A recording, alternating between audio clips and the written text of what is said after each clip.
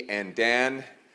Dan, you all know as an incredible entrepreneur who founded a great business, merged it with another one, leads 3,000 incredible employees. But of course, his biggest achievement is as a father, 6 kids.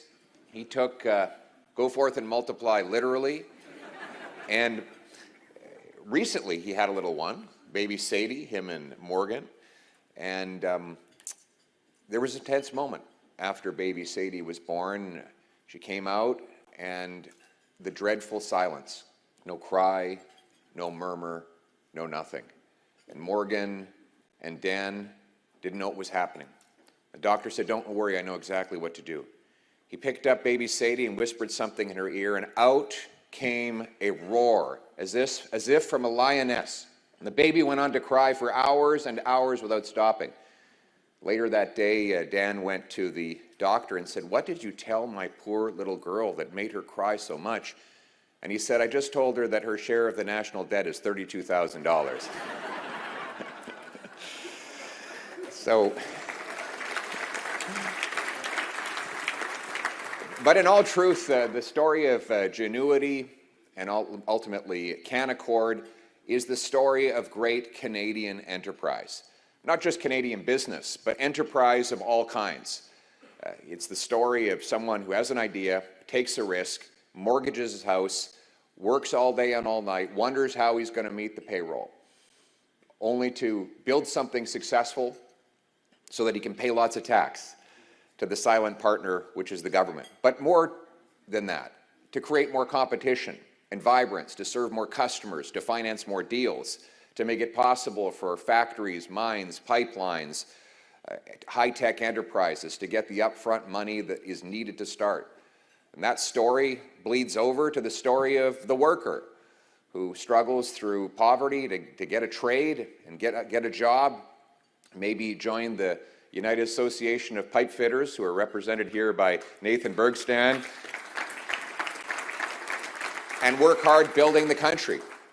We've all been blessed, those of us in this room, to grow up in the best country on earth, a country that we were raised to believe was filled with limitless possibility, that if we worked hard, we could have a great life, we could start at the bottom and climb to the top, that in this country, anything was possible, and that it didn't matter where you started, it mattered where you were going, it didn't matter who you knew, it mattered what you can do.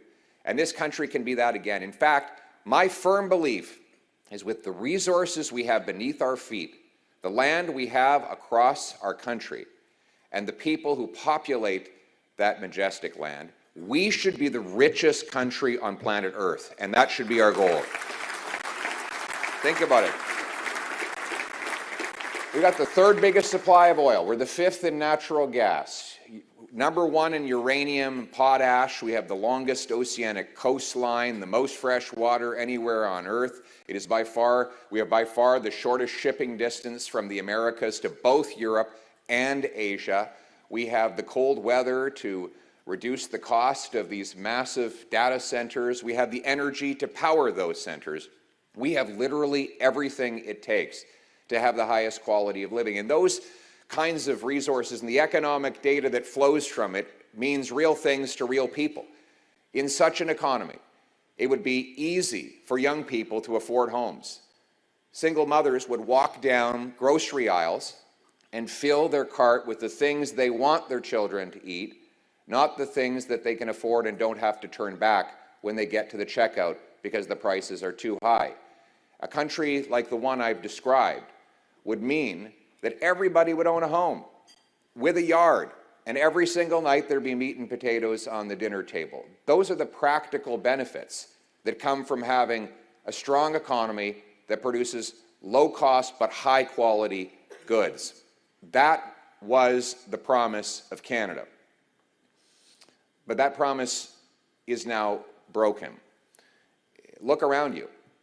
Housing costs have more than doubled in the last 10 years, rising faster than in any other G7 country. In fact, housing prices have increased about 30% faster than incomes, the biggest gap of any OECD nation.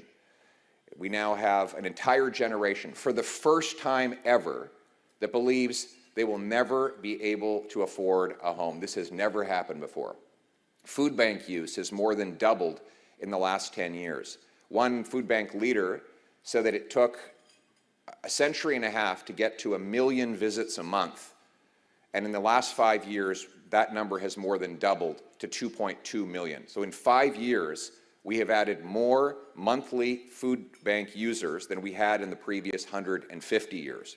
To show the human cost of this, today a poll came out saying 20% of Canadians are not paying their bills so that they can afford to feed their families.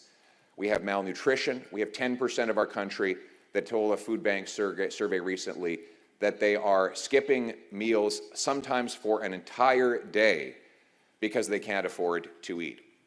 This, of course, is the result of a costly government. Costly government drives up the cost of living. Now, in the last election, Mark Carney promised that he was going to be different. The Liberal Party was, see, the lights are going out because the energy prices are so high. It's that industrial carbon tax again. But Mr. Carney was going to be the tight-fisted banker. He was going to be nothing like Justin Trudeau. He made so many promises. And yet, what have been the results of all these promises? First, he promised that he would negotiate a win with the Americans. By July 21st, he would have a deal. Still no win, still no deal, still no elbows, still no jobs. Here we are after he promised that he would, quote-unquote, invest more. This week's budget showed that investment has collapsed in all 3 fiscal quarters for which he has been Prime Minister. He said he'd double home building. Now his government agency, the CMHC, says home building will drop by 13% over the next several years. And he said that he would spend less. That was one of his 2-word slogans. He was after me for having 3-word slogans. His were just 2, so he was at least more parsimonious with words. But spend less. Did you see the budget? The deficit is 100% more. He's literally doubled the deficit that Justin Trudeau left behind for this year and for the next 5 years. The deficit, as Dan pointed out, this year will be $78 billion, twice the $41 billion that Trudeau had projected, $16 billion higher than Carney promised during the election campaign. And over the next 5 years, the government expects, and this is without any new spending in any of those 4 future budgets, they expect to add $1/3 of $1 trillion of additional debt. This will be the most costly 5 years, if it is allowed to happen, in any of Canada's history. And make no mistake, this is not due to the falling revenue from the trade war. It is due to increased government spending. Mr. Carney has added $141 billion of new spending measures. These are decisions by his government to add new costs that were not budgeted before, in exchange for which he promises to find about $50 billion of savings. So even if he keeps his promise to find the savings and to contain the spending at the aforementioned levels, that will mean a net increase in costs of $90 billion, which works out to about $5,400 for every family in Canada. And let's not make any mistake. Canadians will pay for this. The government has no money. It cannot give you anything it does not take away. Every dollar the government spends comes out of the pockets of Canadians. The more they spend, the more things cost. They only have 3 ways of paying for things: with taxes, with debt, and with money printing inflation. Either way, the Canadian people get the bill. And this promise-breaking budget by Mark Carney is the single most expensive for Canadians, who will be paying the price in higher food costs, higher home prices, and other increases in their cost of living. So today I'd like to present you with the contrasting vision that the Liberals and the Conservatives have on our economy. Let's start with costs and with the fiscal well-being of our people. So we all agree, everyone agrees, that life is too expensive in Canada today. Housing is the most expensive in the G7, for example. Food prices now are prohibitive to the point where people are at food banks. So the question is, how do we make things more affordable? Well, our approach is to address the core problem, which is the government itself. When government runs massive deficits and prints money to pay for it, the resulting increase in the monetary mass bids up the cost of everything you buy. If you have an economy with, say, 10 apples and $10, it's $1 an apple. If you double the dollars to 20, and you still only have 10 apples, you're not twice as rich. It's just that each apple costs twice as much. The money supply has grown from about 1.8 trillion to 2.6 trillion in the last 5 years. That's a 40% increase in the money supply, during which time the economy grew by roughly 4 or 5%. So when you grow the money supply 10 times faster than the stuff that money buys, prices get bid up and everything costs more. Compounding that is the industrial carbon tax, numerous other hidden taxes, high income tax, and the cost of government is driving up the cost of living. Mr. Carney's solution to that problem is to create a whole bunch of new government programs to redistribute back money that he ultimately took away from families. Well, why not just reverse the damage the government did in the first place?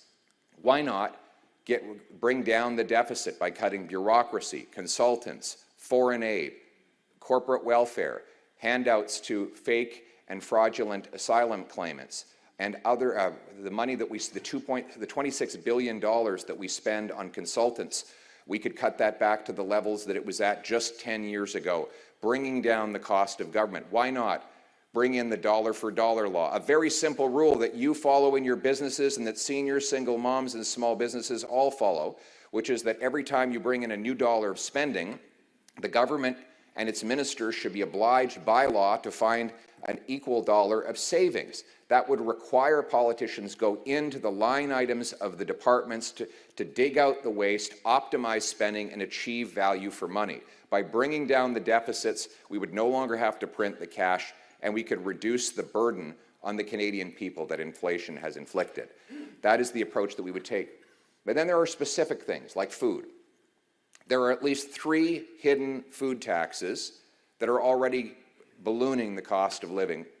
There's the industrial carbon tax, which applies on the steel and the fertilizer that goes into farm production. Every tractor, every combine, every bin is more expensive because of the industrial carbon tax. All the processing facilities, their conveyor belts go up in price. The fertilizer is hit with an industrial carbon tax. That then gets passed on to the food buyer at the grocery store. Then there's the food labeling tax, effectively a ban on single-use plastics, which means food spoils about 5 days faster, and it costs $400 more in groceries every year because of lost and wasted food. And then you have the fuel standard tax, a very well-hidden tax that is slowly increasing diesel and gas prices on farmers and truckers, which ultimately gets passed on to the people. We as Conservatives proposed a positive idea: get rid of every single one of these taxes to bring down the cost of farm production and therefore bring down the cost of food for Canadians.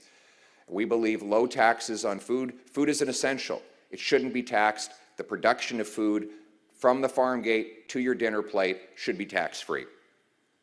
Next, homes. Why is it that we have such expensive homes? We have by far the biggest landmass on which to build homes. We have 10 times as much more land to build on per capita as the next closest country. So why is it that housing is more expensive by far in Canada than any other G7 country? Why is it that Toronto and Vancouver are the most expensive markets in North America? We're in the south of the border. They have more income, more people on a smaller landmass. In other words, more demand and less landmassed supply, and they pay 25 to 35% less for a home. The answer is we can't get housing built in Canada. Government blocks home building and then subsidizes home building. This recent budget, let me just read directly from Build, the Build budget commentary. Build is a local association, I think based out of Toronto, that actually builds homes. What was once a promise to deliver 500,000 new homes annually has now become a plan that will cost 100,000 jobs. Canadians are facing the prospect of a worsening crisis that will impact housing supply, employment, economic activity, and ultimately middle-class families. Now, the government in this budget only increased housing costs by keeping in place the hidden taxes that drive up the cost of producing a home, and by offering a tiny and circumscribed rebate that almost no one qualifies for. They say you give you a rebate if you're a first-time buyer on a first-time home. But first-time buyers don't buy new homes. They buy resales, because resales are more affordable. So 95% of home buyers will not get a penny from this rebate. You need to make the rebate available to all home buyers if it's going to count.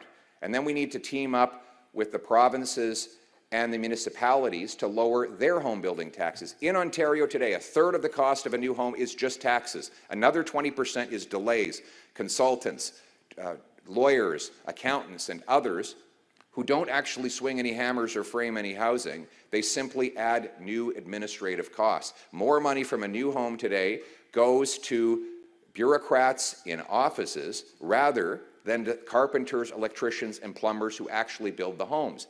Mr. Carney's solution to too much bureaucracy blocking home building is to create another bureaucracy, a new government agency in Ottawa that is supposedly going to build homes.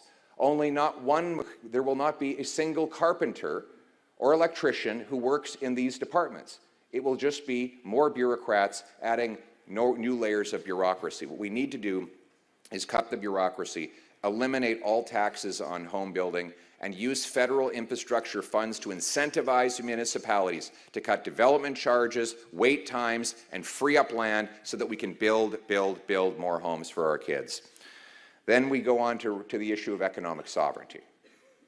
We have, of course, as I mentioned, the most resources in the world, but we can't get them to markets. And the biggest market to which we get them has a near monopoly on our most precious and, just in terms of dollar value, our biggest exports, oil and gas. Now, why is it that we don't have pipelines and more LNG plants on our coasts? The answer, again, is government obstacles. Government makes it next to impossible to get anything built. You've got C-69, the No New Pipelines law. It takes 19 years to get a mine approved in Canada. It takes 14 years to approve an LNG plant. We have added one LNG plant in the last decade, while the Americans have added 10. Even though the economic case in Canada is much better. We have cold weather, which makes it cheaper by 25% to liquefy gas. It takes 11 days to ship to Asia from BC. It takes 20 days from the US Gulf Coast. In other words, we have a massive natural, geographic, and meteorological advantage, but they're building the LNG plants and we're not. Now, Mr. Carney's solution to too much government blocking our resource projects is to create another government department. So we have too much government blocking. We have a new government department that is supposed to help businesses get over that blockage. My answer would be that the shortest distance between 2 points is a straight line. Get rid of the bureaucracy that's blocking the projects in the first place. Let's repeal 6069. Let's legalize the shipping of Canadian oil off the northwest coast of BC, where it's already legal for Americans to ship oil between Alaska and California. We surely could do it better than them so that we can reach the 2.5 billion Asian customers who would be happy to pay world prices for our energy. Let's use C5, yes, a bill passed by the Liberals, to designate shovel-ready zones, pre-permitting to build LNG plants. We should aim to build 15 or 16 massive $40 billion LNG plants so that we can ship clean Canadian liquefied natural gas to shut down dirty coal-fired plants in Asia and ship it off to Europe to turn so that Europeans don't have to buy from Putin anymore. Then we can turn dollars for dictators into paychecks for our people in this country. In other words, get out of the way.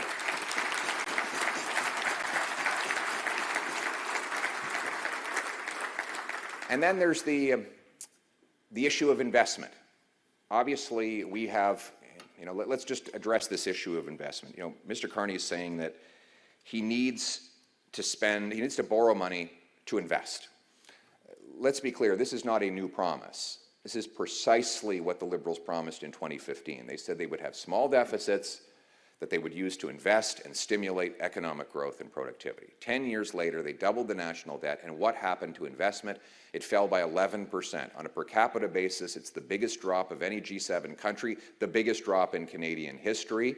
We have $15,000 of investment for Canadian worker, measured in USD, $28,000 of investment for each American worker, and $21,000 for each worker in the OECD. In other words, the Canadian worker is getting half the investment of the American worker and 30% less than the average OECD worker after all these deficits were put in place, supposedly to stimulate investment.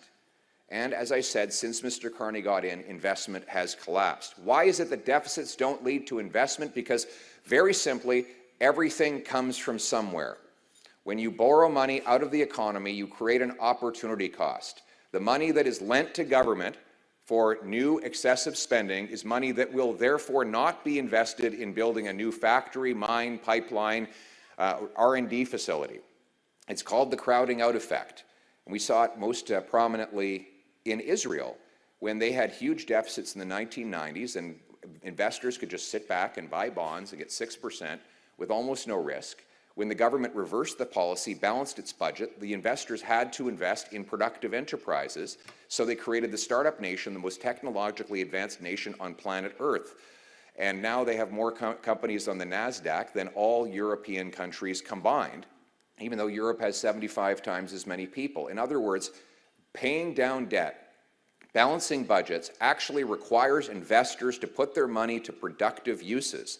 If you allow huge deficits, all you do is cause malinvestment. You borrow the money out of this part of the economy, the productive side, and you spend it into this side of the economy, the unproductive governmental side. We don't need to redistribute more capital from private sector to government. We already have too much government as it is. We need a bigger, more robust, free enterprise business sector in this country. And that's what a balanced budget allows.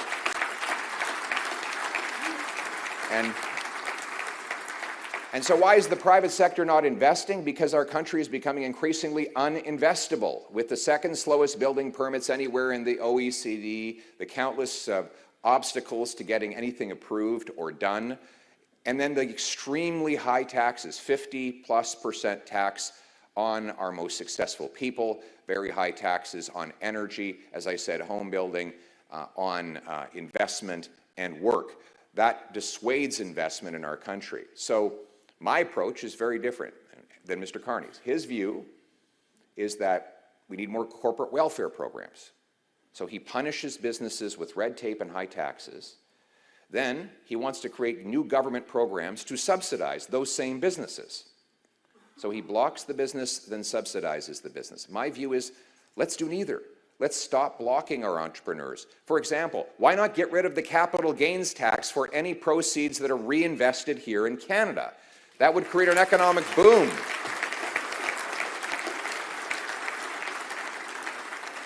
Why not have a big, broad write-off of money, profits that are reinvested in an enterprise in year one, instead of a tiny and carefully circumscribed one that is very hard to access? Why not, instead of giving out all of these new programs, why not use the money to cut taxes for all businesses? That way the politicians do not have to play winner and loser. And this is going to be a very interesting debate on the subject of stable coins.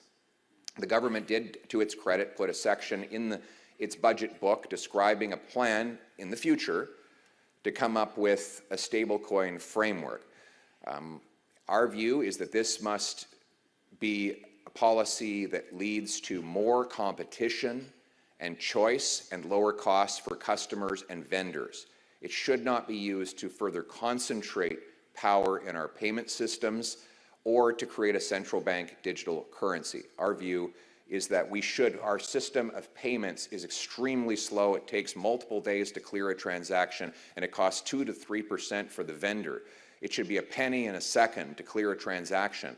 And we will work with the government or with anybody in Parliament to make sure that the stablecoin framework that they're pushing forward leads to that extra competition and lower costs with a more smooth and competitive financial system.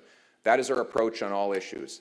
So what you really have as a difference between us, between the Carney Liberals and the Poilievre Conservatives is this, they believe in adding new obstacles for all of you and then asking you to go to them and ask for a handout to help you get over those same obstacles. It's like Ronald Reagan said, if a Liberal sees something that moves, they tax it.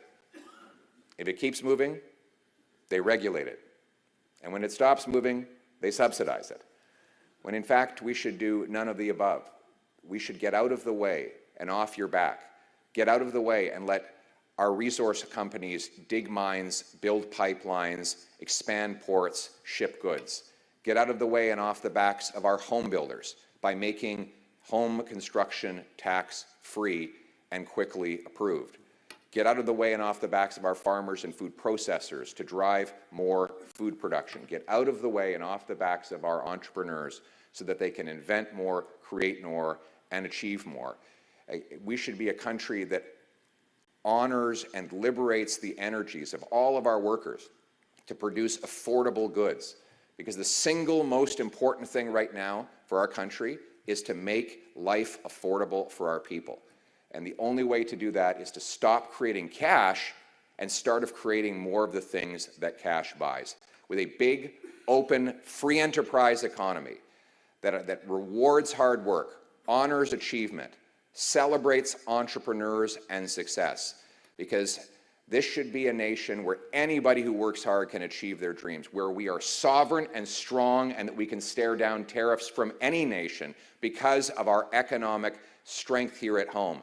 A nation not of gatekeepers and grandees, of rulers and rule makers, of tax collectors and toll masters, but instead a nation of entrepreneurs and explorers, artists and adventurers, pioneers and patriots, workers and warriors, all united for the promise of this country that anybody who works hard gets a beautiful, affordable house with meat and potatoes on the dinner table every night, on a safe street, under our proud flag, united for our home and native land. Thank you very much. God bless Canada. Thank you.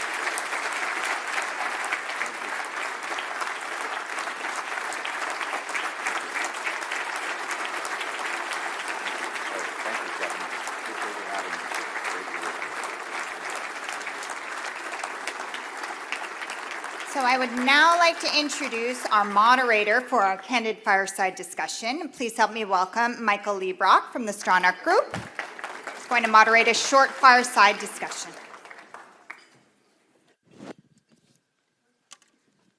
Well, thank you, Pierre. Good to be with you. Very You're looking good. good. Thank you. Thank you. You too. Know, fresh. Most people come into this world, they're born, but Michael was actually chiseled out of a big block of marble, and you can see the what's the secret? What's the secret? Dad bod. New dad bod. It's impressive. I haven't seen a lot of dad bods like that, but anyway. Well, thank you. Thank you to the Economic Club for bringing us together at such a pivotal time in Canada's economy. And I don't know if you know this or if our guests know this, but the Prime Minister is actually just a block away right now. We should invite him over. We have a great chat. Some great ideas he might be able to borrow. That's right. But, you know, Pierre, your event sold out faster and with more tickets. So for the economists in the room, I guess that's demand and the market has spoken.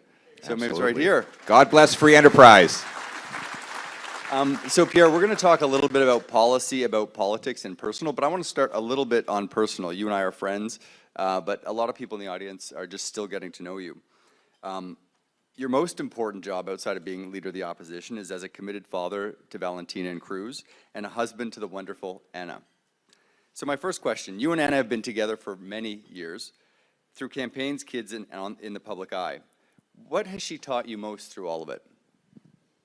Stay grounded.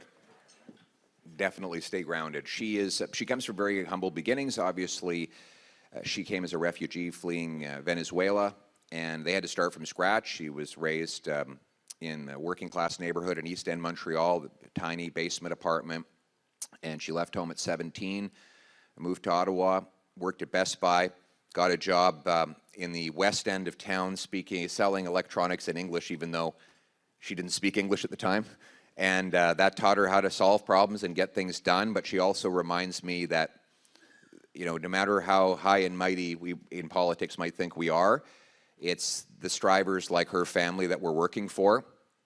And our mission is to unlock their potential and give them the best possible lives. So she keeps me grounded and makes sure that the ego is always in check. And I think that's a healthy thing for any politician. That's good to hear. She sounds like she'd be a great campaign manager. Well, she's not she manages much more complicated operations, like getting the kids out the door in the morning, and she produces an incredible magazine. I don't know if you've seen it. I have, a yeah, beautiful it's great. magazine, and she's a great writer, and she's founded her own businesses. So very talented, brilliant young woman. Wonderful. And you said before that everything you do is about giving your kids and their generation the shot at the same opportunities that you had. What do you think has changed most for young families in Canada? I just think the things that we used to take for granted are now out of reach, and the basic ambitions like starting a family, owning a house, having nutritious food every night, those are things that if you had a job at a university, you knew you would be able to do. But in the last 10 years, we've come to a place where it is literally impossible for youth to own homes in our biggest centers, and increasingly even in our small towns. And that is totally unnecessary. I call it the promise of Canada. It's better than the American dream. American dream is kind of, you wake up from a dream, but a promise is something that is honored if you do your part of the bargain. Our youth today are doing more than their part of the bargain. They are working longer than probably any generation before them since the Second World War to get less and less. And I want to ensure that they know that they don't have to live like this. They can demand better from their country. They deserve homes, jobs, and hope, and that's what we're going to deliver for them. Well, that sounds great. There's a lot of impediment to achieving that, and some of that you saw in the budget. And it speaks to how we grow and govern this country. So maybe we'll step next into some policy. Because after all the buildup that we heard, this Carney budget was billed as transformative, right? Once in a generation, a reset for growth, productivity, and fiscal discipline. But the reaction from business has so far been clear. The numbers don't match that narrative. Deficits are large and climbing, debt is getting worse, and the so-called investment agenda is just more rebranding of spending. So let's start there. If you were presenting your own first budget today, how would you make real fiscal discipline the watchword again, and how would you stimulate growth? So the great Thomas Sowell said the number one rule of economics is scarcity. There's never enough to satisfy every want. And he said the number one rule of politics is to ignore the number one rule of economics. And that's what this government has done. And frankly, that's what all governments do, because they're always spending other people's money. There's an inherent discipline in a household or business budget because you're spending your own money or that volunteered to you by your investors. There is no such discipline in government. So the governments think with and. I'll have this, and this, and this, and this, and this, an all-you-can-eat buffet. I want to bring in an either-or discipline, where every time government brings in a new spending item, they have to match it with an equal savings. I call it the dollar-for-dollar law. The Americans brought this in the Clinton era, 1994. They had a balanced budget by 1998. They paid off $400 billion of debt. But as soon as that law, they called it the pay-go law, as soon as it lapsed, the American government went back in deficit, has not emerged since. So we have to reinstate scarcity within the government so that politicians have to make the same either-or trade-offs that single moms, seniors, and small businesses make every single day. Right, it feels like there's just more and more debt right now for spending, right? They can just That's keep right. digging into debt, and what you're saying is the trade-off has to be there, which is an incentive that's not in government right now. If there's a big hive of waste somewhere in a department, the minister today has no incentive to go and root it out. There's no political benefit to him. He's going to anger his bureaucracy, maybe some interest groups. But if you said to that same minister, you cannot bring a memorandum to cabinet seeking more spending unless you show up with an equal amount of savings, well, then he'd have to go into his department and find the waste.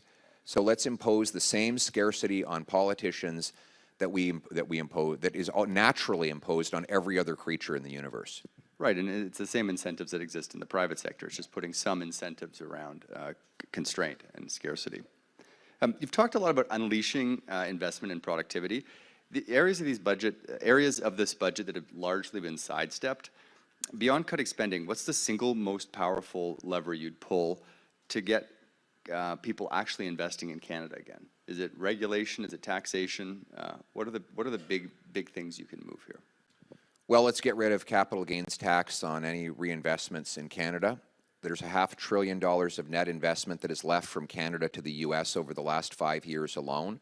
If you said to all the companies that have invested south of the border, bring the money home and you won't pay any tax, there'd be an enormous incentive for them to do it. Huge.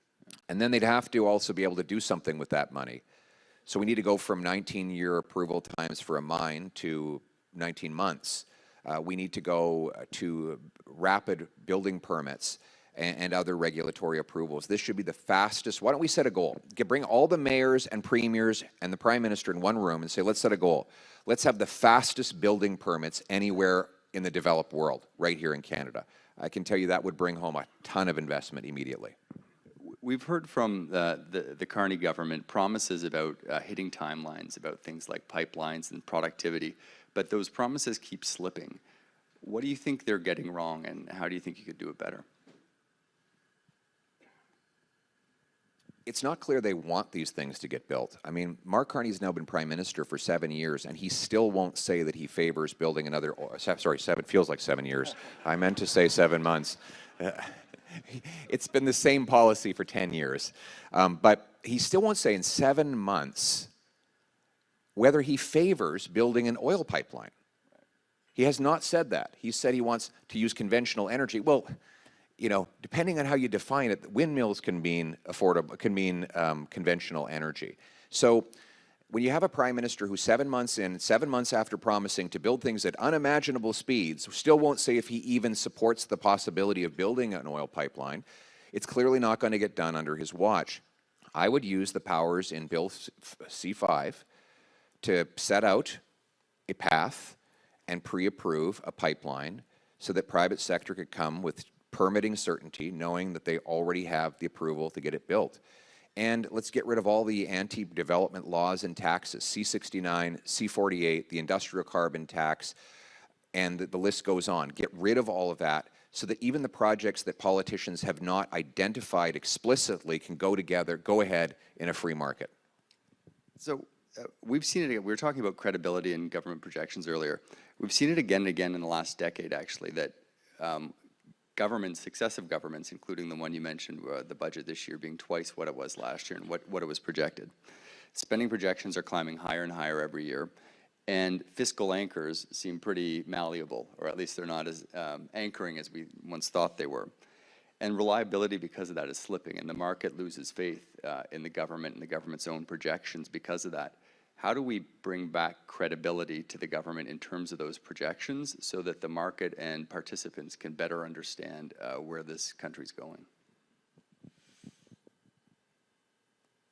Well, it's as simple as delivering on the promise. You know, they broke another anchor in this budget. The election promise the Liberals had was lowering the debt to GDP ratio, and yet the debt to GDP ratio will rise over the next 5 years.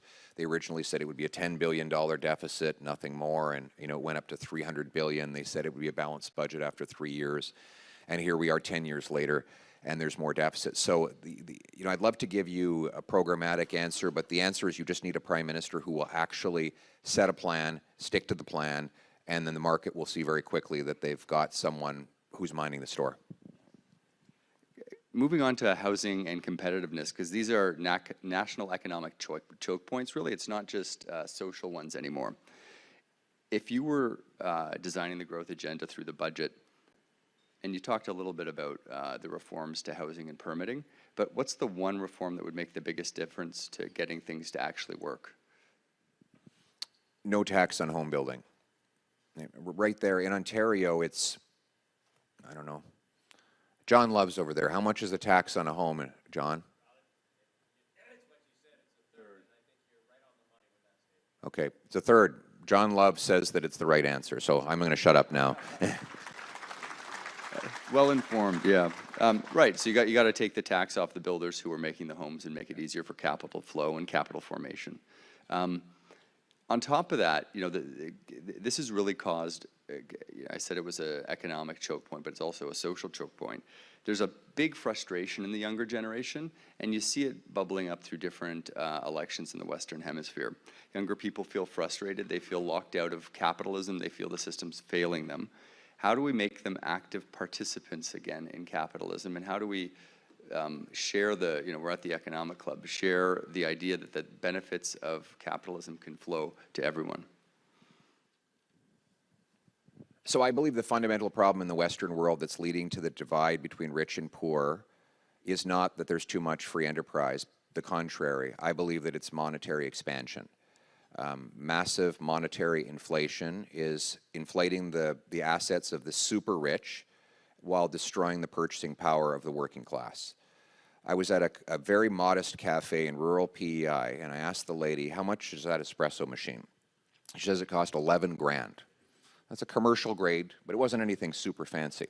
Lady on the other end of the counter said, well, when I moved to Montreal in 1969, I bought a house for 9 grand.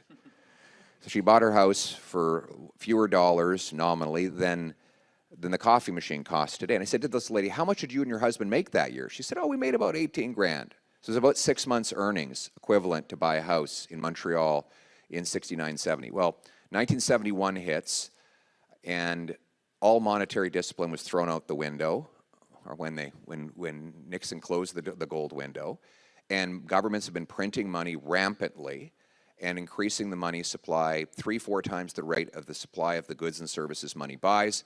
This balloons government, balloons asset prices, but most importantly, it destroys the purchasing power of working people, and especially young people who don't have inflation-proof assets to protect them. And that is the fundamental reason why I think there's so much frustration in this generation. We've got to fix our money so our youth can have a fair shot. Let's move on to politics a little bit, Pierre. And we can't talk about politics without, noticing that Canadians now have a bit of a renewed patriotism, a little enhanced. And you can feel it when people sing the national anthem a little louder, and it's not just at Jays games. People are a little louder, a little prouder, and a little more feeling Canadian. We've come together in the face of U.S. Economic tariff threats and the imposition of real threats. What will the threat mean to Canada, and what are the opportunities that arise from it? Well, look, 75% of our exports go to the United States. We can't ignore the fact that American capitalism is the most powerful economic force in the history of the world, and they're right next door.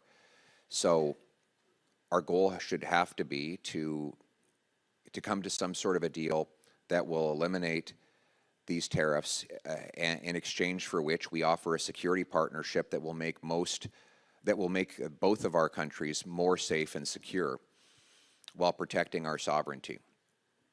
It means that we also have to unlock our eastern and western ports, and maybe even northern ports, to hit other markets.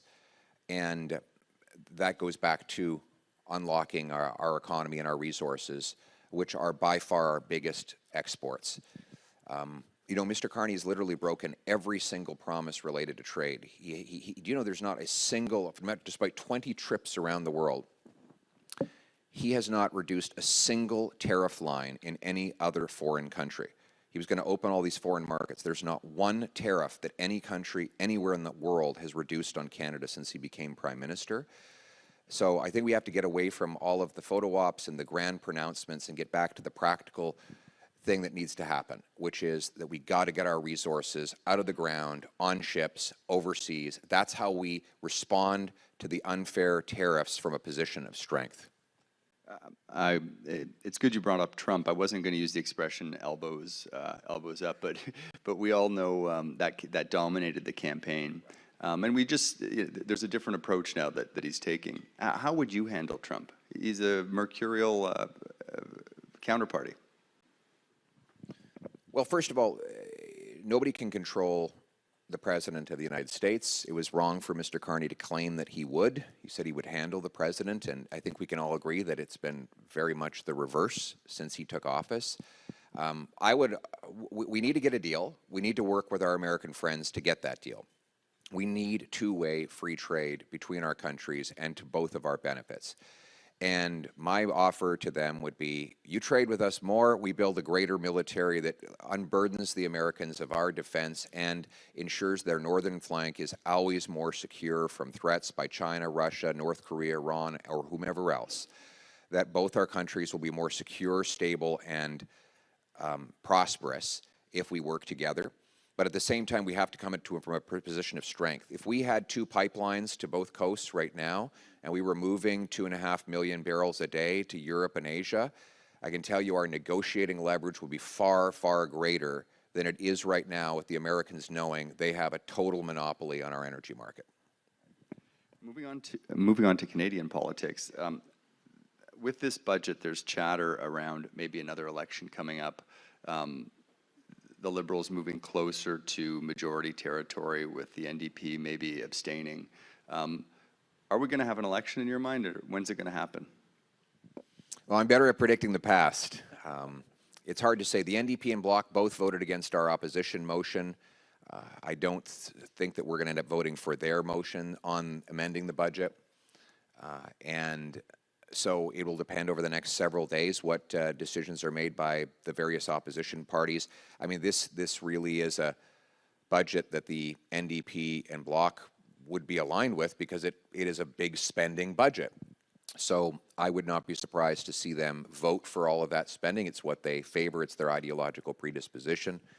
Our approach had been to demand an affordable budget so people could afford their lives. We didn't get that, and